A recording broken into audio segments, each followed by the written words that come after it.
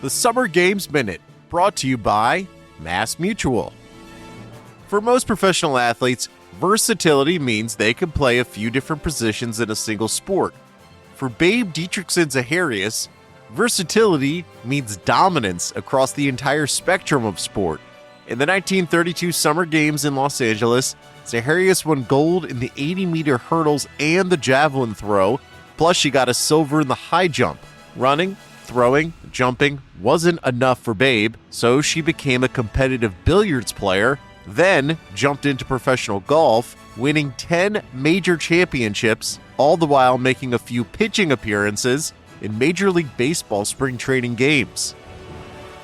Mass Mutual understands the nuances in how women want and need to manage their finances. With quality product solutions and guidance, a Mass Mutual financial professional can help you plan for both short-term and long-term money goals. Learn more and get started at massmutual.com.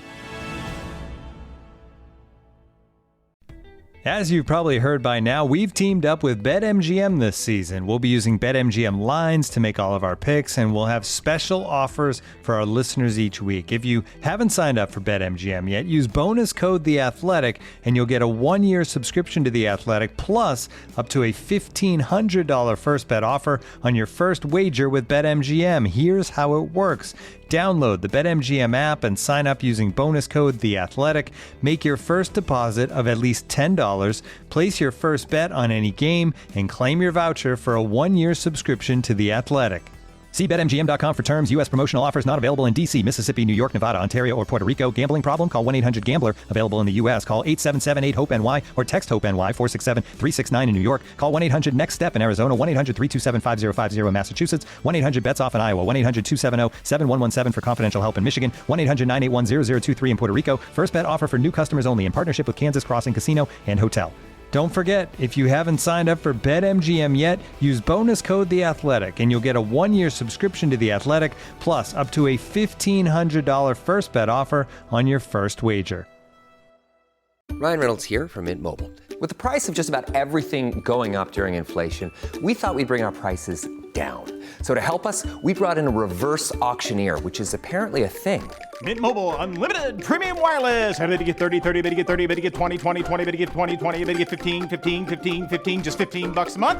Sold! Give it a try at mintmobile.com/switch. $45 up front for 3 months plus taxes and fees. Promo rate for new customers for limited time. Unlimited more than 40 gigabytes per month. Slows full terms at mintmobile.com. The Athletic.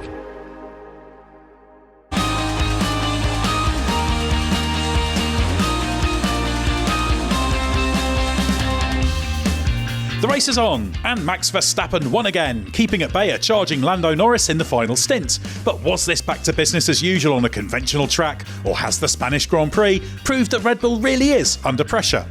I'm Edd Straw, and joining us to tell all are Mark Hughes and Ben Anderson. Well, Ben, we'll come to you first. I'll ask you how you're doing, even though I've been driving you around all weekend. A relatively rare appearance these days for you at the track for the weekend, although obviously you've got vast paddock experience in F1. So how did you enjoy it? Yes, I enjoyed it very much. The chauffeuring was a bit sketchy at times, I have to say, but I'm still in one piece. We made it to the circuit every day. We had some decent Spanish weather, and we had a very, very interesting and intriguing Grand Prix weekend as well.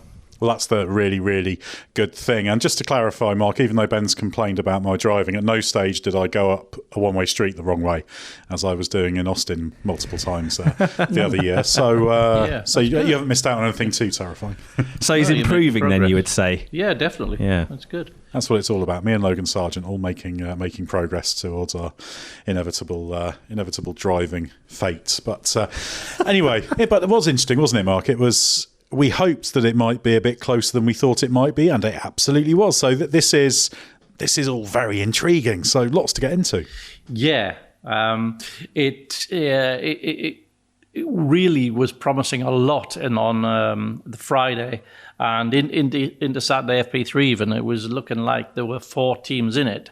As it turned out, when it came to the really important stuff, Norris and Verstappen in the McLaren and Red Bull pulled a decisive margin out over the others.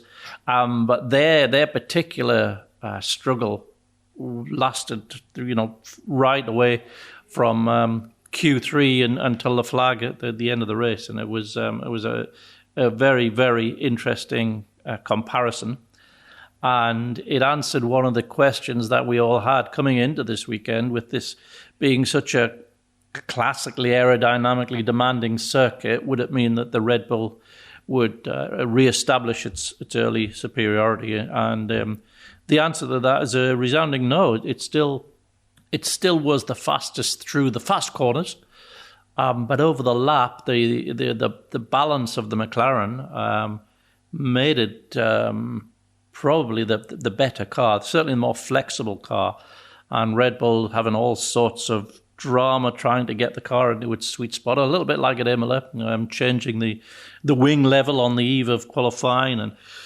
really having to pull a rabbit out of the hat to get it to somewhere near its peak potential pace.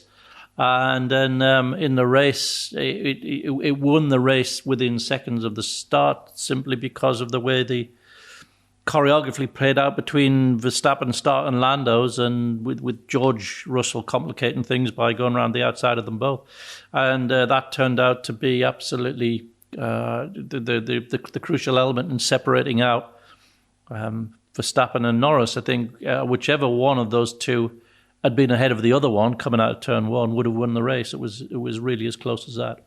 Yeah, that was exactly the great thing to see. I asked Andrea Stella, the McLaren team principal, after the race what he thought, all things being equalised, the relative pace was, and he felt that Norris and Verstappen, much of a muchness. So let's just dig a little bit into the way the race played out, as we often start off with, Mark. You've sort of talked about the big picture stuff there, but obviously there was some strategic intrigue, wasn't there? So once Verstappen was ahead, can you just explain how Norris's attempts to try and get back into it worked out?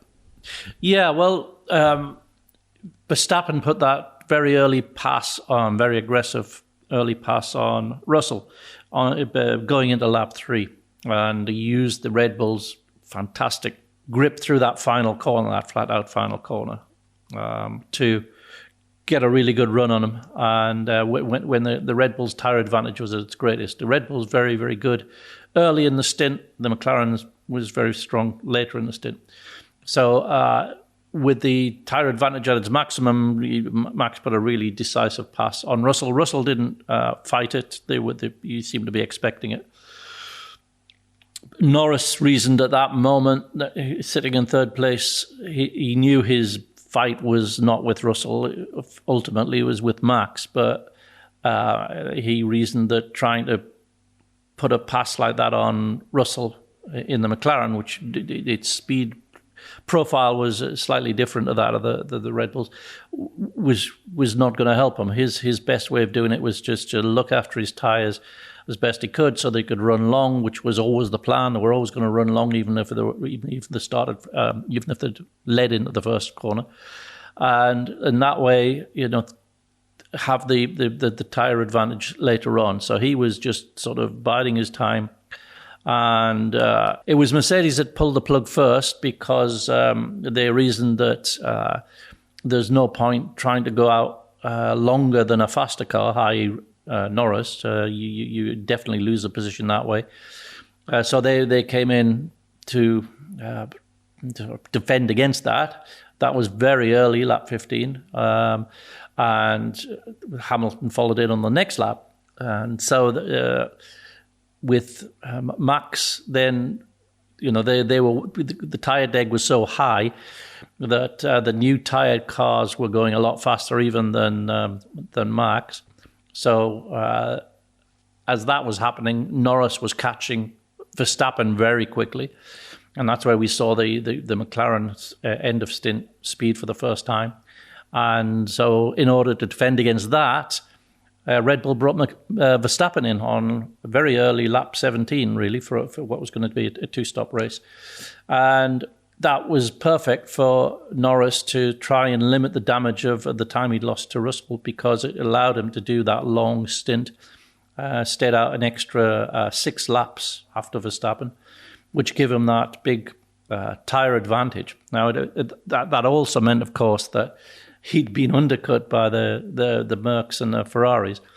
But the deg is so high here that the difference in pace would be fine. When he was asked, "Do you want to cover those guys off?" and he said, "No, let's concentrate on doing what's best to try and race Max." So that's what happened. But unfortunately, it did take a while to get past those cars, especially George, who was put up a hell of a defence in that second stint. And it was great racing, but it did sort of cost a lot of tyre life for them both. But again, as soon as Norris got up to second place, he was way faster than Max. And it looked like his end of stint advantage was maybe 8/10, something like that. And so again, the same thing played out over again with Red Bull bringing Verstappen in a bit earlier. Norris running a little bit longer, then coming back out, having lost a bit of time due to the undercut effect, and then just chasing. But it was all under control by Max and Red Bull by that point. They had track position, and that's all they really needed to have. So I think Norris was adamant after the race. We had the fastest car today. It was all decided at the start, and Verstappen seemed to agree with him. He seemed to be thinking, we're good in certain corners, but there are other corners where we're just not, and we're certainly not able to look after the tyres as well as their car. Now, how much of that is how each of those two drivers decided to do their races, and how much is the car traits is up for debate. And I know McLaren's Andrea Stella reckons there's very little difference, and it was just down to the circumstances. But I'd say, looking at the pattern of the races in Miami and Imola, there's very strong evidence to suggest that the McLaren's tyre usage is considerably better than the Red Bulls in terms of race stints. So that's what we were seeing. And I think, had Norris come out of that first turn ahead of Max, we would have seen quite an interesting race between them. You would have seen Max really pushing hard early in the stint to try and get Norris to do something. But then as the pit window opened, Norris, it would have been coinciding roughly with when Norris's pace advantage would be building. So he'd probably have been able to pull himself out of undercut range and would have been able to control the race from the front, just as Verstappen was able to do. So the traits of the two cars was not as significant as what happened at the start in determining the outcome. It says a lot about how much this season's evolved since the early stages, that we used to, when we asked you how the race played out, and if you talked about the race at the front, it was like, well, Verstappen was in the quickest car and he was just comfortably ahead, but there was so much nuance and detail in there.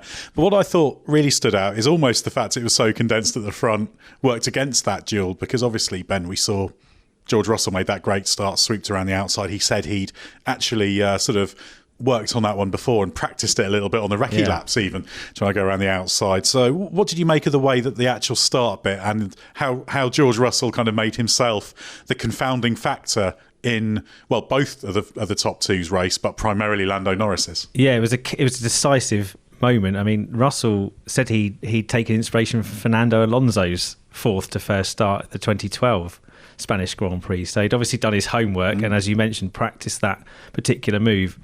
Obviously, the front two were very focused on each other, and as often happens when two people are very focused on each other, it allows someone else to steal around.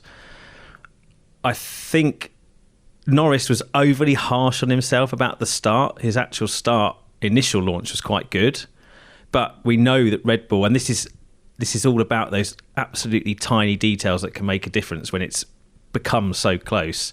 Red Bull have done so much work on the starts, making sure every phase of the launch is really strong and as strong as it can be. It does look like they're still a step ahead there compared to McLaren, and I thought you saw that played out in those early yards as Verstappen came at Norris in the second phase, and that ultimately allowed him to get down the inside into turn one. Yes, Russell was a confounding factor, but the crucial thing was Verstappen getting ahead of Norris into turn one. And then the second crucial thing was that Verstappen, I think with Red Bull's characteristics being slightly more biased towards the high speed and a bit less drag, maybe, he was able to nail Russell as soon as the DRS was available, get ahead and build a buffer. Norris couldn't attack Russell in the same way. And so when you then figure how the race might have played out without the confounding factor of Russell, well, Verstappen probably would have passed Norris into turn one, and then it would have been a straight fight between, as Mark said, Red Bull's early stint pace and McLaren's later stint pace. Yes, it did look like the McLaren was kinder, but I still felt like Red Bull is usually a bit quicker in race trim than it is in qualifying trim, and I still felt like Max had some in reserve. We just never got to see that obviously play out in a straight fight. If Norris had been ahead all the way, I think he probably would have won the race. Yes, just because of how well the McLaren looked after its tyres on a high deg track. Verstappen would have had to attack him early, but of course the Red Bull being so good in race trim, he might have been able to overtake Norris on track. I feel like if Norris had been chasing Max, I don't think the McLaren's characteristic would have allowed him, without a mistake, to have passed Verstappen on track for the lead.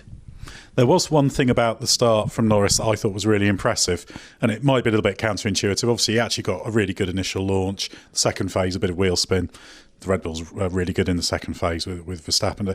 But actually, there was a point when they're heading down to the first corner, and obviously Russell had initially been on the right of the track, and then he kind of worked his way across and just managed to slip sort of behind the rear left of Norris and ahead of the Ferrari that was went around the blind side, basically, didn't he? Yeah, exactly. But what I thought was really impressive was Norris found himself going down towards that first corner, approaching it, and he was in the middle lane, and I was watching it, and I remember saying, you sat by me, I said, there's going to be a collision here. Because yes, there usually is, isn't there? What it needed is for one of them, and it had to be the one in the middle lane to back out and be sensible. And I think it was very, very good that Norris, he knew that the start had gone a bit against him, but he had the wisdom as Andrea Stella called it. And people say, he was too conservative. No, nothing good would have come from Norris not backing out of that. Yeah, it was a shunt. He did well to back out, ensure that he consolidated third and lived to fight another day. And ideally, you wouldn't want to be in that position, but I thought that was good racecraft from Norris. You often talk about, it's about making those decisions, risk versus reward. Russell made a good calculation. Asked him how high risk he thought it was, given Norris did have to lift off, and he said, "No, I planned this. This was right on the money. I knew this was going to work."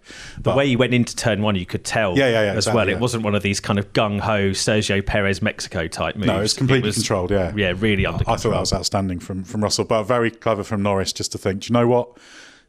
I'm just going to end up with damage in the runoff along with George Russell and possibly Verstappen. Chances are Verstappen would have just driven off. But you just know if he hadn't been so circumspect, Verstappen would have just disappeared to victory while Norris and Russell ended up in a heat. Ended up in a heat with bits hanging off the car. So yeah, I thought that was quite good from Norris. But we should talk about the McLaren brushes with wins, Ben. Yeah. It was close in Imola, wasn't it? It was close in Monaco, close in Canada, close here, and Norris was kicking himself. It's not just was this a missed opportunity, because as we've established, had Norris been ahead at the start, every chance he could have won. Had he been just behind Verstappen after the start, could have attacked him, but they were kind of separated early on. But how big a missed opportunity, and is there a worrying pattern here, or do you think it's all positive for McLaren that things are getting so good and that they can actually at the end of the race say, yeah, we were as quick as Red Bull? Yeah, I think that's the major thing. It's easy to forget now that coming into the weekend we expected Red Bull to restore a gap, a significant gap. It wasn't there in qualifying. As Mark mentioned earlier, they're under so much pressure now that it's becoming about the details of execution even for Red Bull. Have they got exactly the right setup for the given session? They definitely feel like, and they're not the only team that feels this, that they're reaching the kind of limit of the regulations in terms of development potential now. So obviously we're seeing convergence. McLaren, I don't know if you've had the chance to ask Stella this, but I don't feel like they feel that they're at that same point yet. Coming into this season, they certainly felt that there was still a linear slope of development.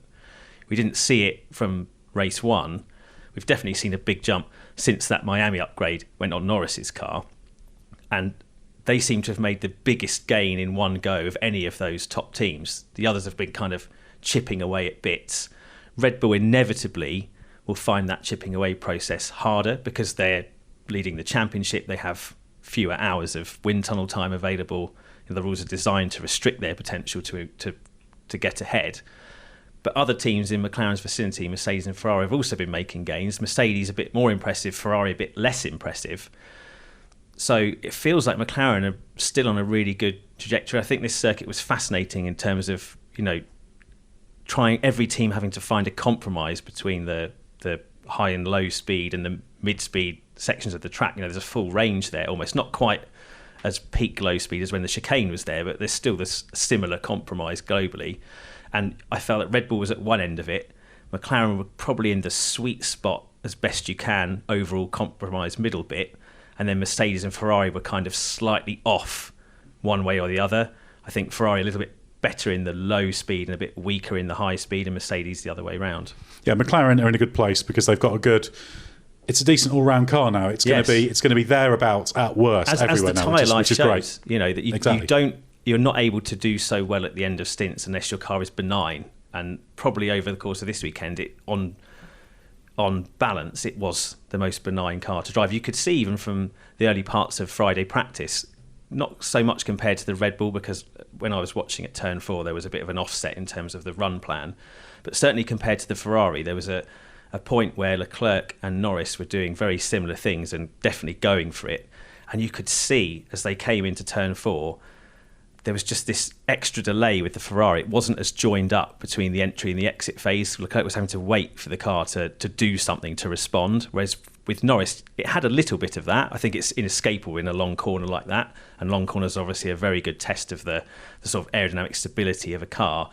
Norris had so much less time to wait in that corner, and that was even from the first session. So the point at which McLaren began the weekend, at least on his car, was in a much, much better place than the teams around him, or certainly some of the teams around them. Mark, we talked about the two who are fighting at the front, but conspicuous by their absence was Sergio Perez in the other Red Bull, only 8th, who finished well behind Oscar Piastri in the other McLaren. So why were the second drivers struggling so much? Yeah, with Piastri, it's unusual. It's against the pattern of the season. And he was quite frank in admitting he'd no idea why he just didn't have the feel for the car around here this weekend. He wasn't able to unlock it at any stage. Just few little glimpses every now and again. He set a very quick sector 2 time and then went off in qualifying, ran wide, and then he had his lap disallowed. But generally, no, he just wasn't even in the same on the same page as Norris this weekend, and that's the first time we've seen that really. And so, yeah, it'd be interesting to know whether they find anything with the car or whether it's just one of those things where something hasn't clicked for a particular driver. With Perez, it's part of a pattern, but in fairness to him, they were pulling all sorts of wildly different setups on him as they tried to figure out between the two cars what they needed to do to get the car to work. And he had that plus his 3-place grid penalty for driving back to the pits with a damaged car in Montreal. So he was, given that he had that sort of nightmare build-up to it, to sort of do what he did on a 3-stop and come back and get into the lower end points is I suppose was okay. But he's going through that very familiar nightmare middle phase of his season. Has been like this for the last 2 seasons. So we'll just have to see if he pulls out of it. But for Piastri, I'd be surprised if this was any sort of pattern for the future. Whatever it was for Piastri, he was locked into it from the earliest laps. I mean, I tried to grill him a bit on this on Saturday, and he refused to blame the car. He said it wasn't even one particular area of the track he was struggling with. It was every session he was chasing something different and just kind of moving the problem around. And he just felt that everyone else. I mean, I thought to myself, well, this is a track everyone knows really well. Teams and drivers, surely, you'd start on the front foot, you'd expect to. And he was like, well, everyone else, because of that, is starting at a much higher level. You don't get so much time to build through the practice sessions. And I think Piastri tends to be a driver who likes to build through the weekend. So if you start off, as Leclerc found, it's very hard to catch up, especially also as the peak performance of the tyre only gives you 1 lap. So your key laps through the practice sessions are quite minimal. And I just think he could just never wrap his head around it in a weekend where the pace was so hot. And Perez, I mean, he was very evasive at the start of the weekend in terms of these ongoing problems, mentioning vague mechanical and aero issues, so basically anything with the car. But in terms of the race, he did eventually say after the race that he was struggling particularly on the soft tyre, and his main limitation was with the front. He said, I'm front limited on the entries, particularly the slower corners, and I just can't get the rotation I want. It's something I've been struggling with for the last few races, and they, as you mentioned, Mark, they've been throwing setups at it to try and fix it, and they haven't found a solution yet. So yeah, he seems to be stuck in yet another Sergio Perez death spiral. You know we love talking stats here at The Athletic. Here's one that's super simple to remember. Discover automatically doubles the cash back you've earned on your credit card at the end of your first year with Cashback Match. That means with Discover, you could turn $150 cash back to $300. That's right, you could put it towards some memorabilia you've had your eye on, or treat yourself to a premium sports network. You earn and Discover doubles. See terms at discover.com/credit card. We'll get back to the pod in a moment, but first of all, let me tell you about Grammarly. Email, Google Docs, Slack, you write across multiple platforms and places during your workday, so delivering consistent, high-quality communication everywhere is key. Grammarly is an AI writing partner that helps you get work done faster with high-quality writing for better projects, proposals, presentations, and more. Best of all, Grammarly works where you work, so you can get more done no matter what tools you use. As a journalist and podcast host, I'm constantly writing and rewriting copy and drawing up scripts. It's part of the job, and Grammarly helps make it faster. It's got some really cool features like tone suggestions to help you strike the right balance between direct and friendly in work emails.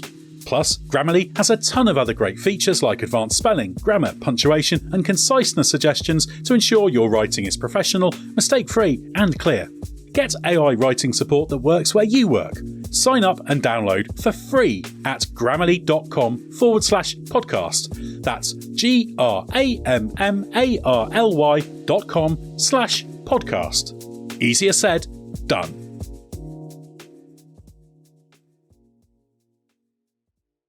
Ryan Reynolds here from Mint Mobile. With the price of just about everything going up during inflation, we thought we'd bring our prices down. So to help us, we brought in a reverse auctioneer, which is apparently a thing. Mint Mobile Unlimited Premium Wireless. How to get 30, 30, bit to get 30, bit to get 20, 20, 20, bit to get 20, 20, bit to get 15, 15, 15, 15, just $15 a month? Sold! Give it a try at mintmobile.com/switch. $45 up front for 3 months plus taxes and fees. Promo rate for new customers for limited time. Unlimited more than 40 gigabytes per month. Slows full terms at mintmobile.com. Right, Ben, Lewis Hamilton and George Russell were third and fourth. The car wasn't far off in qualifying. So does the performance here convince you that Mercedes is now on the right track? It does seem that way. You know, Montreal was surprisingly good, I think, for everyone. Maybe not for Mercedes so much, but I mean, George Russell did say that he felt that that front wing final piece of the puzzle had been more powerful than even they expected. So perhaps it's fair to say there was an element of surprise across the board, but we always knew this would be a much sterner test because of the track compromises, and they were there. They weren't right there, but they were close. You know, they were able to pit Ferrari. They were knocking on the door earlier in the weekend. It felt like as the track gripped up and the business end of qualifying came around, Red Bull and McLaren just had a little bit more to give and a little bit more control over the aero platform that they'd gone with, whereas, you know, Mercedes and Ferrari were giving. I felt Mercedes and Ferrari were having to give away a little bit in different areas. As I mentioned, I think, you know, the Mercs had really they have worked out how to have low and high speed performance rather than just one or the other, like it was the case early in the season. But I think here, in terms of the compromise, they were still slightly biased towards the high speed and giving away in the low. And as I say, Ferrari were the other way around. So because those two teams were just a little bit more limited overall, it just meant that they were still that step behind Red Bull and McLaren, at least in Max and Norris's hands. But, you know, Hamilton on the podium, you know, it was a very, very strong weekend for Mercedes on a track where, you know, if they hadn't figured the car out, you would have expected them to struggle.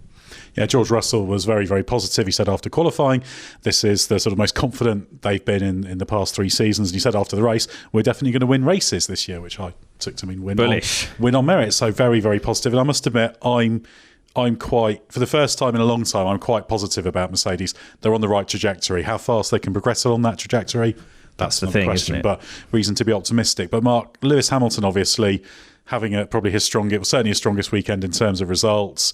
Obviously, the battle with Russell, once again, they kind of diverged a bit on strategy. But what did you make of Hamilton's performance? Do you think he's sort of picking up a bit with the car?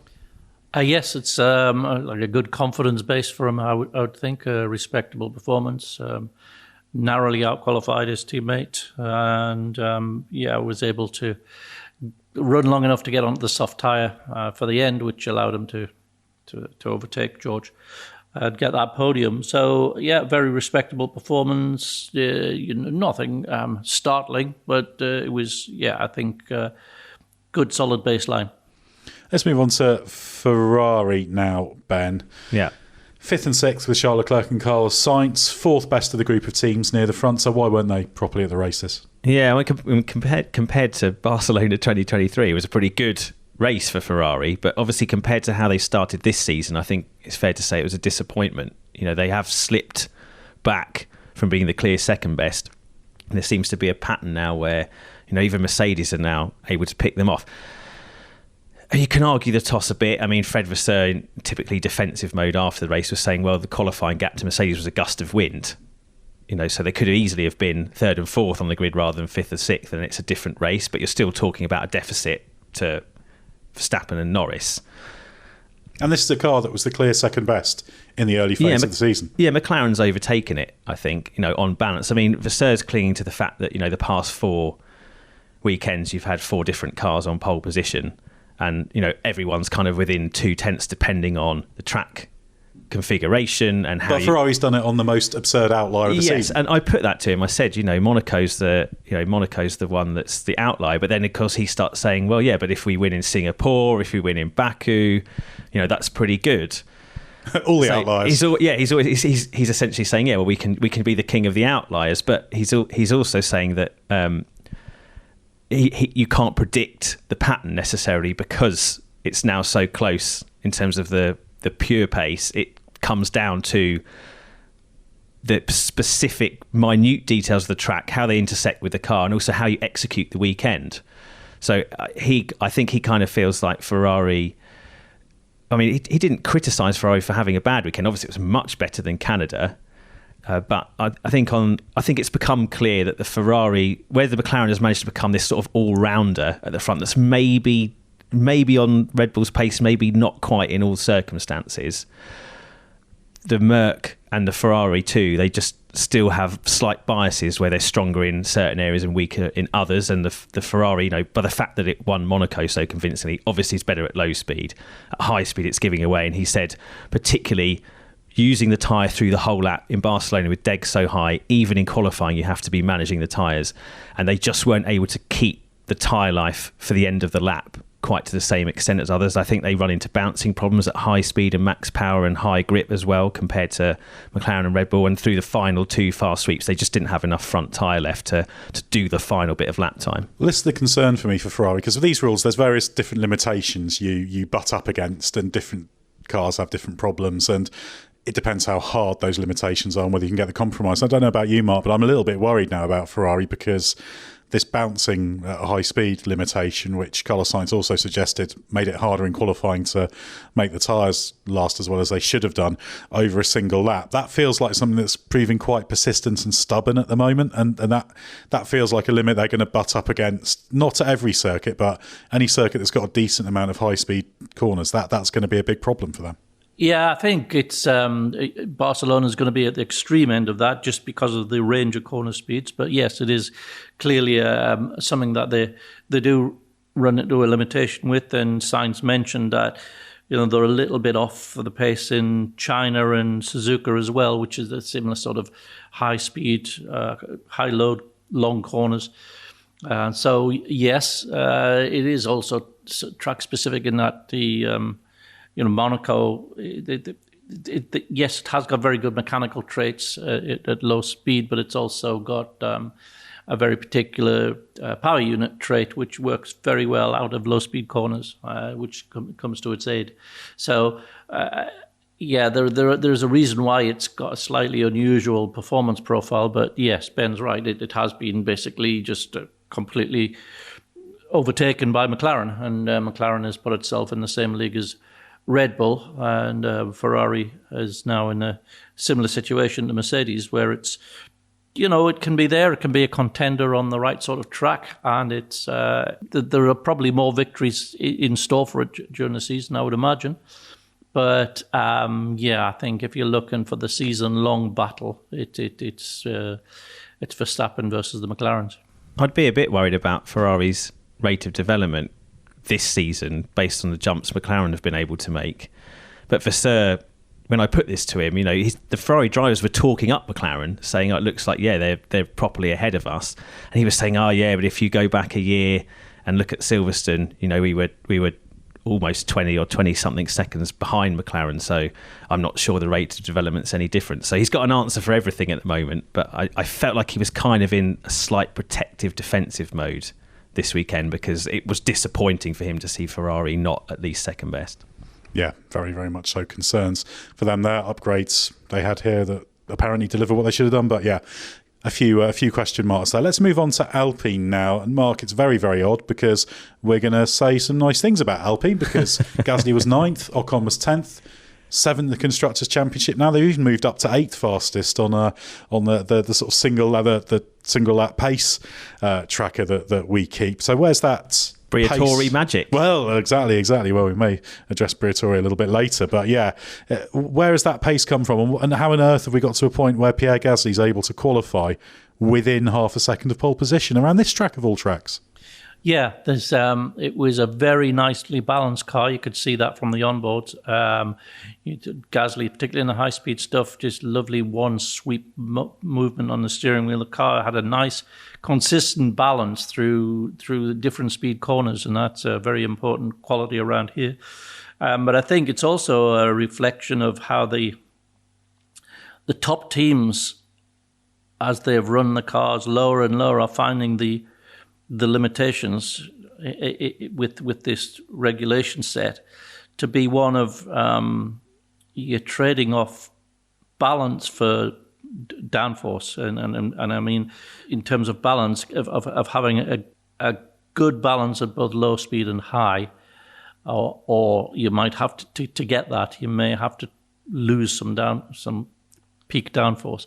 And the top teams are obviously they're reluctant to do that. They're trying to get the downforce and have the good balance. And so greedy. Yeah, and of the top teams, the McLaren's the most successful in doing that, and the Red Bull is encountering difficulties. So you're seeing a sort of false ceiling, well, not false ceiling, but a ceiling being put on the Red Bull concept. A hard floor, Mark. Yeah. And I think the Alpine performance just showed what the value of a good, consistent balance was around that track. And all credit to them, because it won't have happened by accident. There's been a lot of very diligent research and simulation will have gone into that, and it sort of all came together very nicely for them. Both cars making Q3 as well. I think worth a tip of a hat to Pierre Gasly as well, because although Ocon was up there as well, Gasly was a step ahead and he drove really well. Actually, his qualifying lap was interesting because the slightly lower speed balance of the car wasn't kind of classic Gasly territory, but he managed it very well on the qualifying lap. So he's after that slightly shaky start to the season, he seems to be really getting somewhere, which is encouraging for him. Let's move on now, Ben, to Williams. They had a particularly bad weekend, so why so slow? Oh, well, yeah, speaking of cars that were or maybe remain overweight, there's a stark difference. Not a great sign for what's meant to be the all-rounder now. I think I came into this weekend thinking, this is quite a big test of the Williams change of direction, but it seemed that they were limited by old problems. Alex Albon was complaining about the wind, saying it blew him off track in the race. Particularly, he didn't really have any. There were a few guys this weekend who weren't complaining of any particular problem with the balance of the car. This goes from Leclerc through to Albon, through to the RB drivers in qualifying, but the pace just wasn't there. Certainly the pace they were expecting. But on Logan Sargent's car, he was supposedly at the same spec, but the floor wasn't working, and he had a horrible time. High deg, no pace, described it as the worst weekend he'd ever had in Formula One. So disaster, yeah, and it really was. They were comfortably the slowest, having recently, been bothering the top 10, and certainly being up a Q2 in something with Sargent and Albon were both in Q3 when they in Canada. But I mean, it's a similar story to last year, isn't it? Canada was one of Williams' best tracks last year, and Spain was the opposite, and we've just seen the same thing. So, kind of feels like there hasn't really been any progress at Williams, even though there sort of has been. So, yeah, quite a confusing one. The interesting thing was their qualifying deficit to the front was to within, it was about 0.002% different compared to here last year. So they've gone with the average. In front, but they haven't made a net gain, which they would have been hoping to do. And Albon said he wasn't expecting much, but he was expecting more from here. So this was never going to be a good circuit for them. But yeah, the fact it wasn't, I think even if Albon had been absolutely perfect in Q1, which he wasn't quite, he wouldn't have been in Q2. He was slightly undercooked at the start of the lap, wasn't he? But So I mean, it was a poor weekend for Williams, I think. Exactly. And that flaw thing with Sargent, that definitely does seem to be a thing. It's not just an excuse. And when you've got a team that seems to be struggling to produce things that are working exactly as they should, it wasn't working as well as Albon's flaw. And in fact, Sargent suggested on Saturday that was the reason why he didn't have the flaw last time. So if you remember, he said before the Canadian Grand Prix weekend on Thursday, I'm going to have the new spec, and then he suddenly didn't. And so there's something going on there. We assume in manufacturing in some way, shape or form where something's not quite working as hyped. Still chasing their tails. Exactly. So it's going to take a little bit of time for him to get the long-awaited parity. Might not even be until after the summer break. Who knows? And now Mark Scott isn't here. He will be back, of course, after the Austrian Grand Prix. So I'm actually going to invite you to one of our favourite places on this podcast. Welcome to Valtteri Bottas Sympathy Corner. So, now we're here in Valtteri Bottas Sympathy Corner, Mark. He qualified so well in 12th, but why was he an anonymous 16th in the race? Yeah, he did a really nice job in qualifying. Got the car solidly in the Q2, half a second faster than his teammate. And I think that was about as much as you could have asked of that car in qualifying. But yeah, for some reason in the race, they did a very odd tyre sequence. They did soft, hard.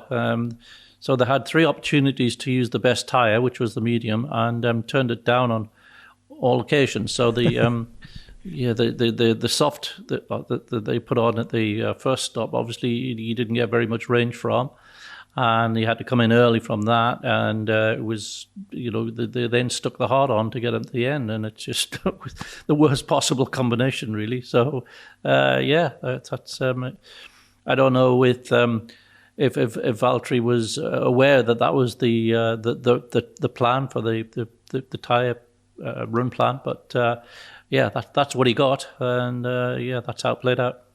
Yeah, he said, I think we calculated a bit wrong of that strategy when I asked him about it after the race. So it was a shame because he did qualify really, really well. He was in a great mood after qualifying. In fact, just after he finished speaking to us, he hung around just because Q3 was just finishing. Obviously, he'd been eliminating Q2, and he just looked at us and gave a prediction of, I think he thought it was going to be Verstappen, Norris, Hamilton, the top 3. And so I said, right, this is a test of your punditry credentials. And it wasn't quite right, but he had the right top 3. So we had a bit of a debate about whether he had a punditry future. He definitely deserves sympathy this weekend because his performance on Saturday was probably one of his best of the season. As Mark said, he absolutely smashed his teammate, and to end up so reversed in the race, it wasn't really befitting of the performance he put in, I don't think. But quite befitting of what seems to happen at Sauber at the moment. Yeah, real shame, but yeah, that's why Valtteri Bottas Sympathy Corner exists. Right, let's get into some questions from the Race Members Club for our usual final part of the podcast. If you're interested in getting in on the act, check out our Patreon page for more details, and there will be a link in the episode description to click on as well. We'll try and get through as many as we can, and we will probably have a full questions podcast episode soon. We're not sure exactly when during this triple header because it depends on what other news surfaces, etc., but you'll see that at the latest after the triple header, and we're going to aim to do a members bonus episode as well that will go out before the Austrian Grand Prix. So we'll get through as many as we can, but we're getting loads, so we have to unfortunately be a little bit selective, and it's a shame because there's so many great questions. Right, Mark, I'll stop talking so we can get on with them. Bo Albert says, is Lando's don't settle for P2, always push for the win mentality simply because he doesn't believe the championship is possible this year and that risking safe points for a chance at the win is more worthwhile for him and the team? I think that establishing themselves as regular winners is sort of step one on the way to being a championship contender, but I think they're taking it one step at a time. And I think rather than getting carried away thinking let's fight for the championship, they're fighting each race as it comes. And I think somewhere distant in the back of their minds is the idea that we might still be in contention for this championship, but I don't think it's the overriding thing that's driving them on at the moment. I think it's just the excitement of narrowing that gap down to Red Bull and taking them on and trying to beat this sort of winning combination that's just so all round excellent at every little detail. And I think that process is probably a very satisfying and exciting one. And I think it's just that. It's just that. The finishing third or fourth or fifth is of no interest. It's let's take on Verstappen. And it's 69 points the advantage Verstappen's got over Norris, who's now second in the championship. So it would take a lot for that kind of gap to close down. Very, very few cases where more than 2 wins worth of points have been closed down. The next question for you, Ben, comes from Gavin Cameron. A significant question because it's the first question that's come through our Patreon, seeing that we keep talking about. So it's the same whether you're Patreon or the old form of the Race Members Club membership, but it's a landmark one. So Gavin Cameron's question is, will Lando Norris's negativity, as exemplified by the post-race radio, hurt him if and when he gets into a championship battle? Well, Gavin, I don't think so, because if we consider this negativity is not negativity for negativity's sake. It's hyper criticism designed to spur him and his team on to the greater pursuit of excellence. It's the kind of trait that we admire in Max Verstappen, the man he's trying to topple. Whenever Max feels that Red Bull's left performance on the table or messed up in a qualifying session or a race, he is absolutely blunt and hard on the team and himself if it's ever him in terms of we need to improve. And I think it's the same trait we see in Lando. He wants to be an elite driver in an elite team, and you don't get that way by just patting yourself on the back all the time. I mean, you maybe argue that he's being overly critical at the moment of himself, but Andrea Stella at McLaren says it's Lando's style to be like that, and you have to sometimes disconnect the style from the content of what's happened. In this particular instance, I don't think he did a lot wrong. I imagine that second phase of the start thing that cost him so dearly in terms of his track position with Max was down to something McLaren needs to work on in terms of its start procedure and the clutch and power delivery and everything else. It's work that Red Bull are ahead on because they've been chasing those marginal gains sooner than McLaren. So it's just a case of continuing to push and eliminate the weaknesses. And next up is a question I'll take from Kyle Tyler Biggs, who asks, is Renault getting ready to sell off its stake in Team Enstone once again with the announcement of Flavio Briatore's return as executive advisor? If so, who would Flavio potentially court as new owner, and what chance would they have of turning the fortunes around? I'm going to give a very brief answer on this one, simply because we're probably going to do a much bigger episode on Alpine imminently, so we'll get into that there. But they say it is not for sale. When they unveiled to the staff privately on Thursday before the race that Briatore was returning, they said the team is not being sold.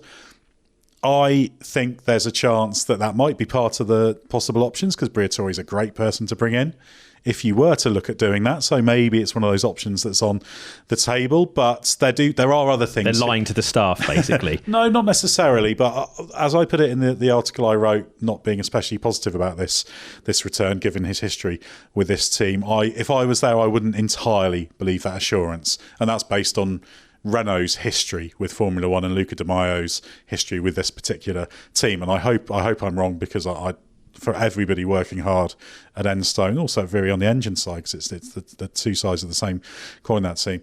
They deserve to have a good run at it and really fulfil their potential, because there's some great people there. So I wouldn't be surprised, but there are other things he's going to do: Concord Agreement stuff, driver stuff, big strategic stuff. Who could he sell it to, though? Cetera. Oh, there's loads of people out there, aren't there? I mean, there are Andretti. Well, Andretti, but as I understand it, Andretti are an absolute hard no on trying to buy Alpine at the moment. Could change, who knows? But there are. I mean, every team that could be for sale has got multiple people who have inquired, ostensibly serious people. Now, when it comes to parting company with the kind of money that these teams are worth, whether that money's genuinely there or not is another matter. But there are a lot of people. If somebody put up a for sale sign on their F1 team, which they wouldn't do because you don't want to seem like you're a motivated yeah, seller, you want to give it away. They would be inundated with people, and although there'll be the usual chances and optimists, there'll be Flavio a few good at sifting those. Oh, Flavio, yeah, he will know how to tell the difference. He can spot a chance or a mile off. exactly. And I would say I'm not a big fan of this appointment. He's allowed to work in Formula One, no problem. He's worked for F1 itself, other teams, no problem. But bad look for them, isn't it? Same team, same majority ownership. Given what happened before, I'm not keen on that. But I do think Briatore has a lot of skills that can bring useful things to that team and facilitate a sale. possibly. So I will. We'll talk more about that soon. But I want to have us to have a quick bite at that now.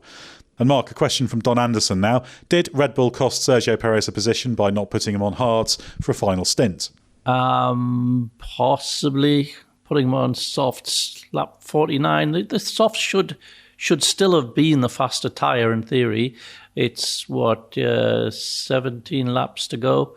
Yeah, 17 laps. Soft should have been a faster tyre over that stint than the hard. The hard was even slower than forecast. So, yeah, maybe it was particularly working the soft particularly hard.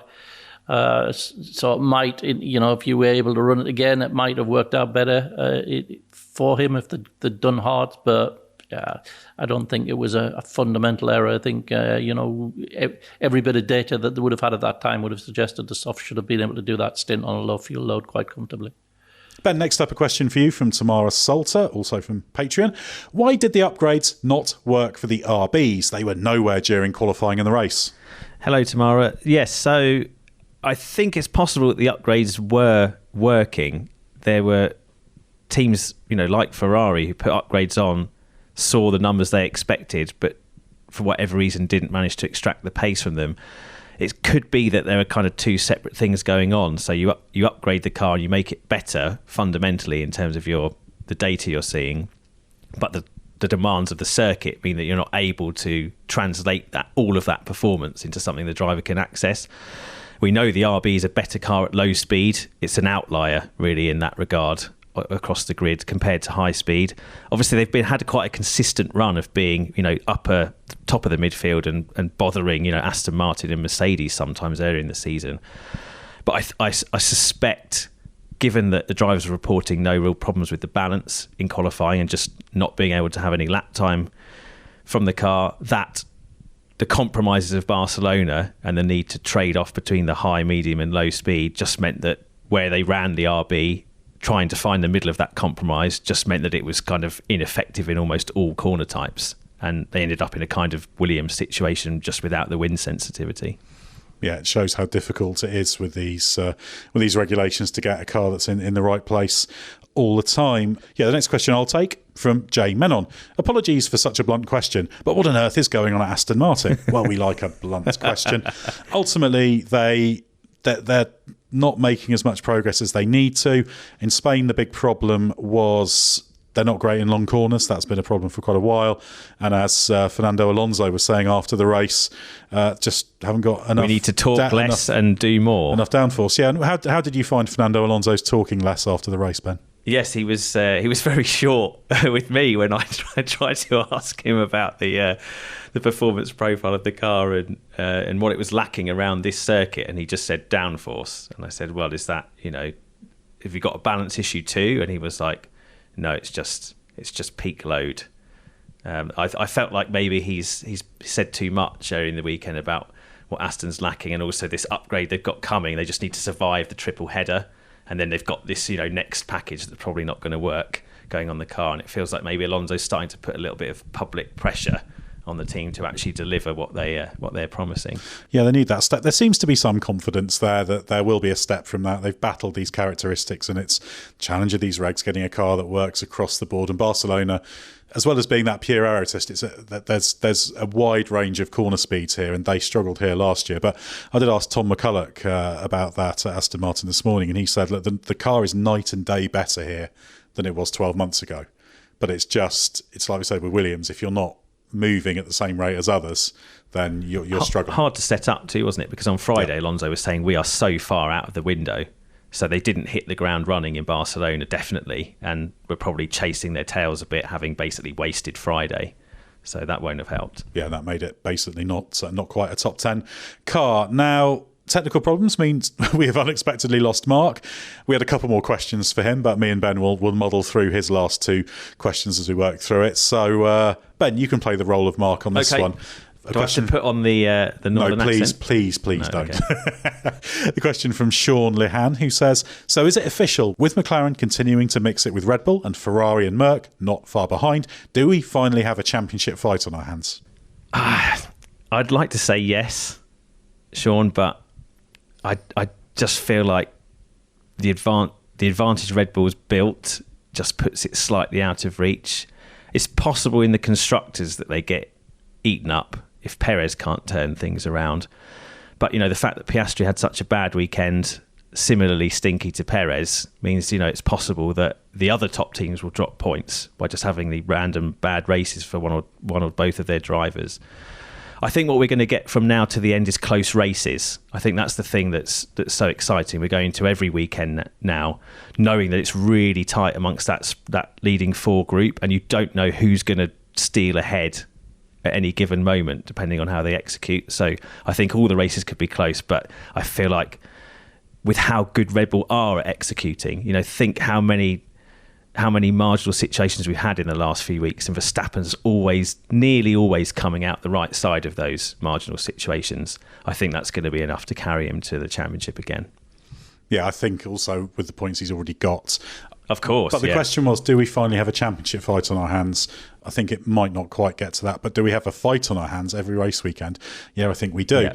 Now, this order's very intense on you, Ben. Another question. Another one for me. This is one of your original questions. But I'm myself again now. I'm not Mark. Exactly. So you can go with your own accent. Kieran Holden says, why did Charles Leclerc not get a penalty for driving into Lando Norris? Stroll had a very similar incident with Lewis, but was far less dangerous due to the speed and the way Stroll positioned his car. But Charles was erratic and downright dangerous. A scary precedent set. And John Ayers asked a similar question about those incidents and what the appropriate penalty should have been. And just to add, this was all in FP3, so if you didn't watch FP3, you may not have seen this, but this was interesting. Yeah, it's FP3. I don't know why people have to get so uppity in practice. It's only practice.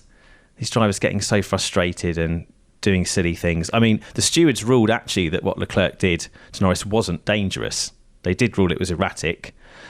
It did feel a little bit like they were just looking for a kind of consistency cop-out, really, and they had an incident to rule on with Stroll, which did seem like a lesser incident, and they went, yeah, it's erratic driving, not dangerous.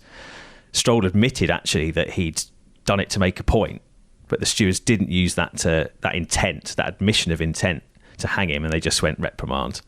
I think they could have been harsher, but for whatever reason, they decided not to be. And then with Leclerc, I think it looked like a deliberate chop to make a point. Leclerc was very insistent that it wasn't, and didn't make the same admission of intent in front of the stewards as Stroll did.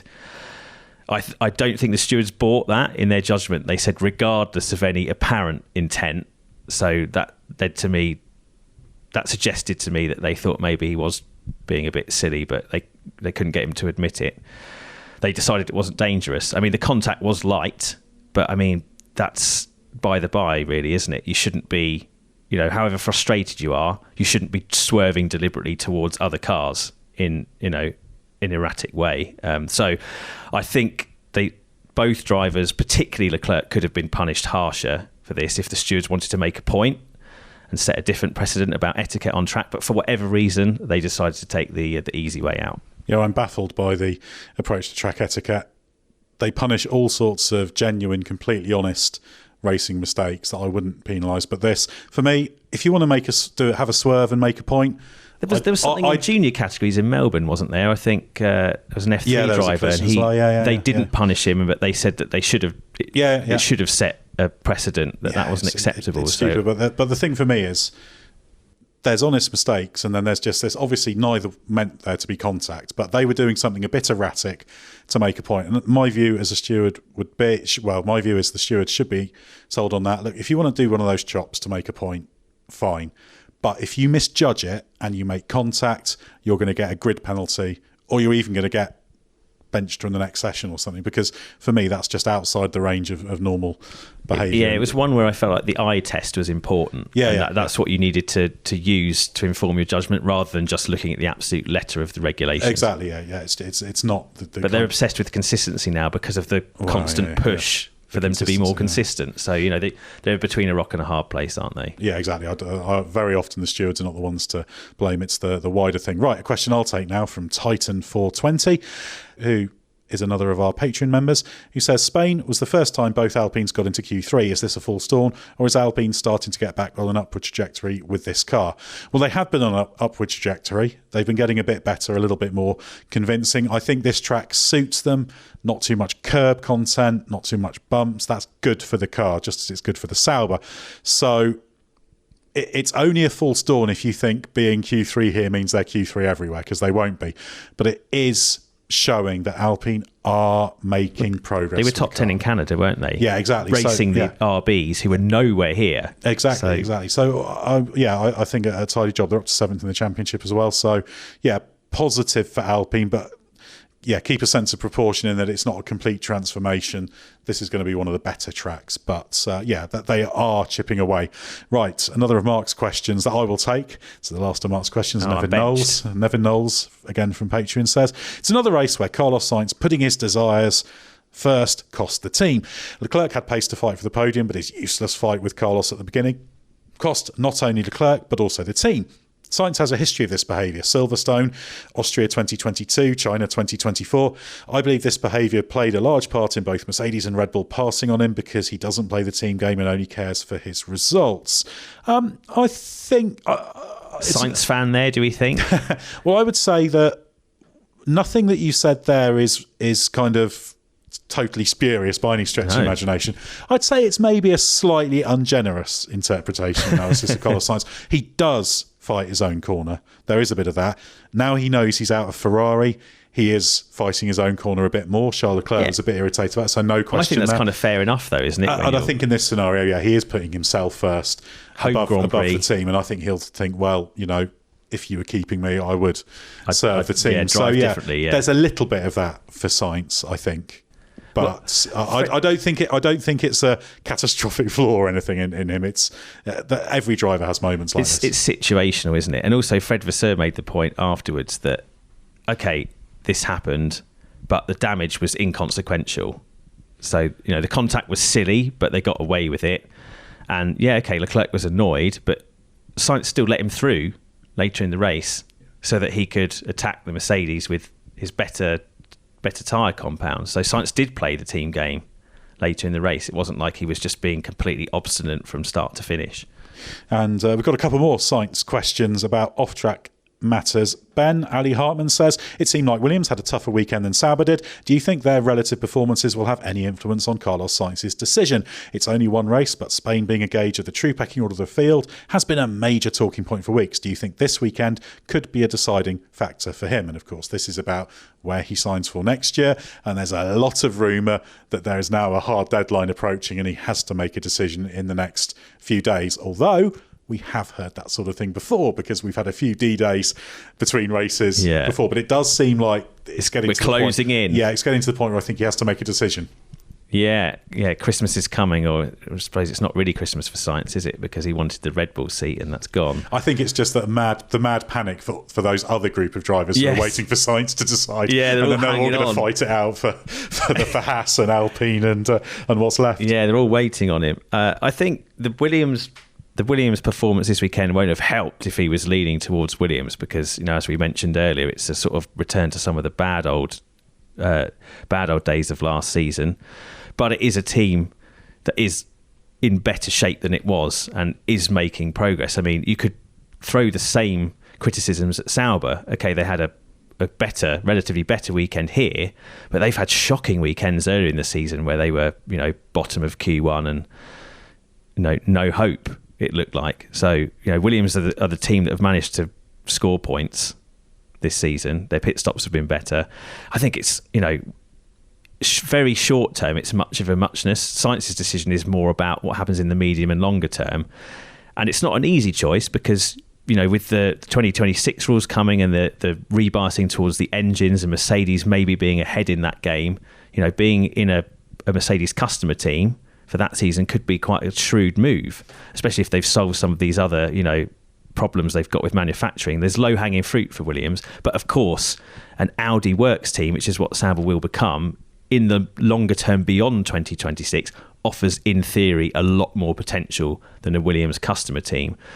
So it's not an easy decision to make. I feel like if he wants a slightly better short-term competitive proposition, he's going to go for Williams. If he wants the bigger payday and the promise of a bigger step longer term, then he's going to pick Audi.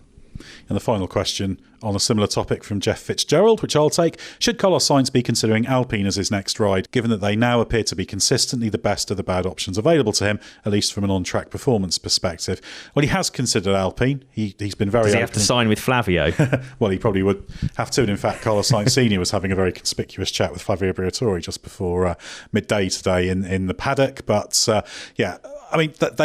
Carlos Sainz, when he says he has spoken to everyone and is looking at everything, he is telling the truth. Alpine was on the radar and that it's always worth having a conversation. However, should he be considering that? I don't really see that Alpine offers anything that Audi wouldn't, let's say. If you want to have the works team, I'd go with Audi personally. But... a sharper short term, a sharper F1 operation exactly, as it stands, though. Enstone versus Hinville. Yes, you would pick Enstone, wouldn't you? Yes, at the moment, but then if you're looking at ultimate potential, but I think the investment from Audi is definitely going to outweigh what Renault would put in. But it comes down to currently the choice is effectively Audi or Williams. Yeah, and I don't think Alpine displaces either of those both of those two options. For various arguments, have a bit of thing. Alpine, I would consider. I would speak with them. Briatore is coming in. He's going to play an active role, so it's worth checking, seeing what's going on, and they will do that. But yeah, I don't think Alpine should be the place that goes to the top of the list. But still, Carlos Sainz picking from a bunch of disappointing options, considering the level he's operating at. And then there's all these drivers: Esteban Ocon, Valtteri Bottas. Even maybe Pierre Gasly, who's still potentially on the market, are all waiting on that happening so that things can go on there. And then you've got other, I think Ollie Behrman's Haas is probably a done deal now. That's going to happen. There's no question about that. So it's just seeing what happens, and then does Jack Doohan get a seat, and does Haas miss out, and Kevin Magnussen get a reprieve? And does Ocon end up with no drive? Exactly, because the door's closed at Alpine, and he's not in a great position at Williams. Williams don't seem that keen on the Ocon option, but anything can change because there's a quite a neat number of drivers and seats. So let's see who wins that little flurry. But as soon as people know Sainz has actually decided and committed, there's going to be a number of driver managers and drivers and teams in a bit of a frenzy to work out where they end up. So that's going to be an interesting little end point of the driver market. And of course, we'll be all over that at the race. Well, thanks to Ben and also to Mark, who unfortunately had to leave a little bit early owing to technical problems. Me and Ben are in the same room. Mark was connected via the wonders of modern communication technology, but the internet wasn't quite up to it in the end. If you'd like more from us, our YouTube channel's always packed with videos. We've got all sorts of podcasts, including Bring Back V10s, which is now heading into its 10th season, and there's loads to read on therace.com, and don't forget the hyphen if you're heading there. It's time now for us at the race to pack up and head to the second race of this triple header, so stay with us for everything you need to know from the Austrian Grand Prix.